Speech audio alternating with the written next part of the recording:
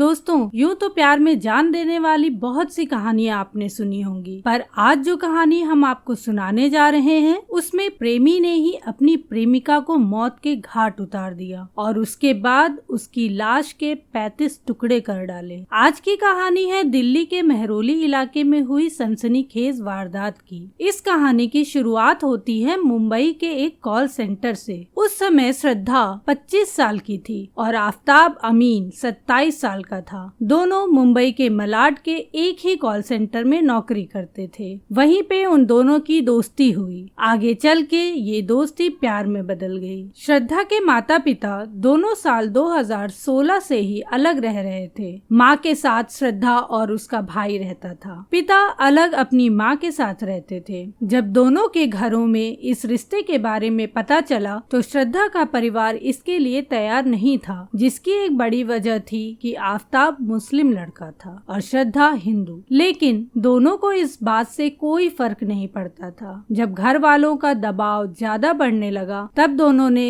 घर वालों से अलग एक साथ रहने का फैसला किया। साल 2019 में मुंबई के मलाड एरिया में एक किराए का फ्लैट लिया और दोनों वहां लिव इन में रहने लगे। जब माँ ने इसका विरोध किया तब श्रद्धा ने कहा कि मैं 25 साल की हो गई हूँ और मुझे मेरे फैसले लेने का पूरा अधिकार है।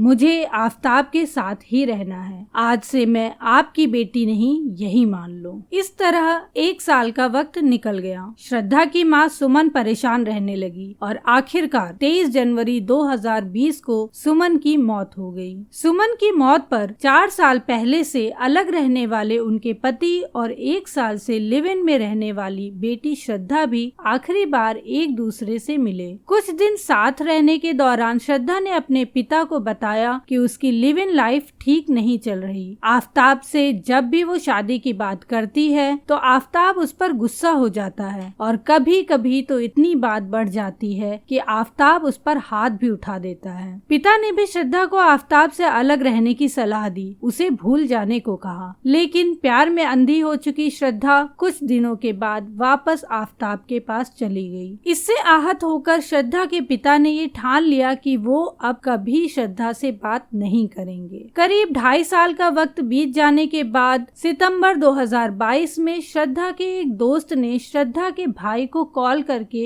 ये बताया कि कुछ महीनों से श्रद्धा का फोन नहीं लग रहा और ना ही उसने पिछले कुछ महीनों से सोशल मीडिया पे पोस्ट किया। ये बात श्रद्धा के भाई को भी थोड़ा अजीब लगी। फिर उसने अपने पिता को ये बात बताई, जिसके बाद उन्होंने श्रद्धा के दोस्त से श्रद्धा का पता पूछा, क्योंकि श्रद्धा ने अपने पिता को अपना दिल्ली का एड्रेस नहीं बताया था। इसके बाद श्रद्धा के पिता ने पहले तो मुंबई में श्रद्धा की गुमशुदगी की रिपोर्ट लिखवाई। उसके बाद दिल्ली के मेहरौली पुलिस स्टेशन में भी उसकी गुमशुदगी की रिपोर्ट दर्ज कराई। लिहाजा दिल्ली पुलिस श्रद्धा और आफताब की पूछताछ करते करते उनके घर पहुंची, लेकिन घर के दरवाजे पे ताला लगा मिला। इसके बाद दिल्ली पुलिस श्रद्धा और आफताब का फोन नंबर सर्विलांस पर डाल देती है, जिसकी मदद से 12 नवंबर को पुलिस आफताब को पकड़ने में सफल हुई। दोस्तों, कहानी में आगे बढ़ने से पहले मेरी आप सबसे एक हम्बल रिक्वेस्ट है कि आप हमारे इस वीडियो को लाइक करें और अपने दोस्तों के साथ शेयर जरूर करें। दोस्तों, आपके लिए तो एक छोटा सा लाइक है, पर आपका ये छोटा सा लाइक हमारा उत्साह बढ़ाता है और हमें नई और इंटरेस्टिंग स्टोरीज आप तक लाने के लिए प्रोत्साहित करता है। बहुत से दोस्त हैं जो सिर्फ वीडियो को देखकर आगे बढ़ जाते हैं। मेरी सभी दोस्तों से दरख्वास्त है कि वीडियो को लाइक जरूर करें और अगर हमारे चैनल को सब्सक्राइब नहीं किया है तो जल्दी से जल्दी सब्सक्राइब कर लें। पूछताछ के दौरान जब पुलिस आफताब से श्रद्धा के बारे में सख्ती से पूछती है तो आफताब जो कहानी पुलिस वालों को सुनाता है उसे सुनकर पुलिस वालों के होश उड़ जाते हैं। पुलिस वालों को तो छोड़िए दोस्तों, जब ये कहानी मीडिया में आती है तो मीडिया वाले भी दंग रह जाते हैं, क्योंकि किसी को यकीन नहीं हो पा रहा था कि इस भोले भाले चेहरे के पीछे एक खूंखार दरिंदा छुपा हुआ है। पुलिस की पूछताछ में आफताब बताता है कि मुंबई में रहने के दौरान दोनों के बीच में काफी समय से झगड़ा चल रहा था। दोनों को एक दूसरे पर शक होने लगा था। आफताब को लगता था कि श्रद्धा किसी को पसंद करने लगी है, तो वहीं श्रद्धा को भी लगता था कि आफताब भी किसी को पसंद करता है। इनके बीच का ये झगड़ा तब ज्यादा बढ़ जाता था जब श्रद्धा आफताब से शादी की बात करती करती थी, क्योंकि कहीं ना कहीं आफताब श्रद्धा से शादी करने के लिए तैयार नहीं था। आपस में हो रहे इन झगड़ों से परेशान होकर श्रद्धा और आफताब ने हिल स्टेशन घूमने का प्लान बनाया। मार्च अप्रैल महीने के दौरान श्रद्धा और आफताब हिमाचल प्रदेश की सुनहरी पहाड़ियों पे घूम रहे थे। इसी दौरान आफताब की मुलाकात एक शख्स से हुई। ये व्यक्ति दिल्ली के छतरपुर इलाके का रहने वाला था। इस शख्स ने आफताब को दिल्ली में रहने की सलाह दी। इसके बाद आफताब ने श्रद्धा के साथ दिल्ली में रहने का प्लान बनाया। आफताब आगे बताता है कि 8 मई 2022 को दोनों मुंबई से दिल्ली आए थे। दोनों कुछ दिनों तक आफताब के एक दोस्त के घर पे रुके थे। उसके बाद 15 मई 2022 आफताब ने दिल्ली के छतरपुर इलाके में किराए का एक फ्लैट लिया, जहां वो श्रद्धा के साथ लिव इन में रहने लगा। 18 मई की रात मतलब कमरा लेने के 3 दिन बाद दोनों के बीच फिर से शादी की बात को लेकर झगड़ा हुआ। इस दौरान दोनों के बीच में झगड़ा इतना बढ़ गया कि श्रद्धा जोर जोर से शोर मचाने लगी। गुस्से में आकर आफताब ने श्रद्धा को चुप करने के लिए उसका गला जोर से पकड़ लिया और तब तक पकड़े रहा जब तक कि श्रद्धा की सांसें टूट नहीं गईं। जब तक आफताब का गुस्सा शांत हुआ तब तक श्रद्धा इस दुनिया को छोड़ चुकी थी।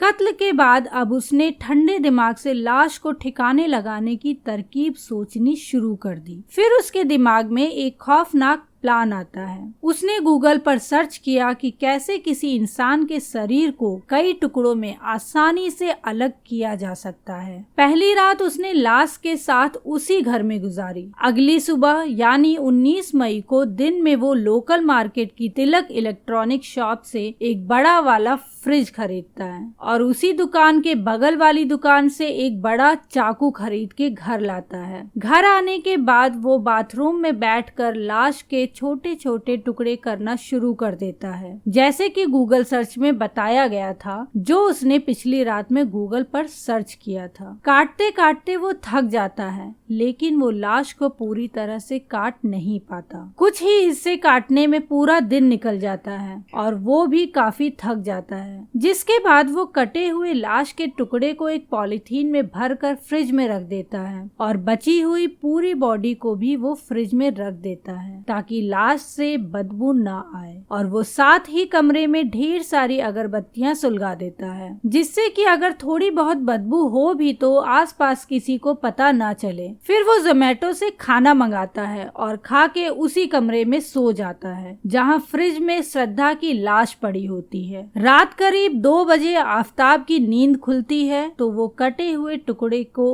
अपने बैग में भरकर पास के जंगल में फेंक आता है। इस तरह से उसने 18 दिनों तक श्रद्धा की लाश के 35 टुकड़े किए और बैग में उन टुकड़ों को डालकर रोजाना रात में महरौली के जंगल के अलग अलग इलाकों में फेंकता रहा। दोस्तों, आज 15 नवंबर को जब मैं ये कहानी आप सबके लिए रिकॉर्ड कर रही हूँ, तब तक आफताब की निशानदेही पर पुलिस ने श्रद्धा के लाश के कुछ टुकड़े महरौली के जंगल से रिकवर कर लिए हैं। क्योंकि आफताब ने 5 महीने पहले श्रद्धा के लाश के टुकड़ों को इस जंगल में फेंका था, इसलिए पुलिस को काफी मशक्कत करनी पड़ रही है उन टुकड़ों को खोजने में। अभी भी पुलिस की सर्च टीम उस जंगल में श्रद्धा के लाश के टुकड़ों को खोज रही है। दोस्तों, अगर श्रद्धा के पिता ने पुलिस में उसकी गुमशुदगी की रिपोर्ट न लिखवाई होती तो आफताब कभी पकड़ा ही नहीं जाता। कुछ मीडिया रिपोर्ट्स की माने तो पुलिस को आफताब के मोबाइल से पता चला है कि उसकी और भी कई गर्लफ्रेंड्स थीं। उनमें से एक को आफताब ने इन 5 महीनों के दौरान अपने घर पे भी बुलाया था।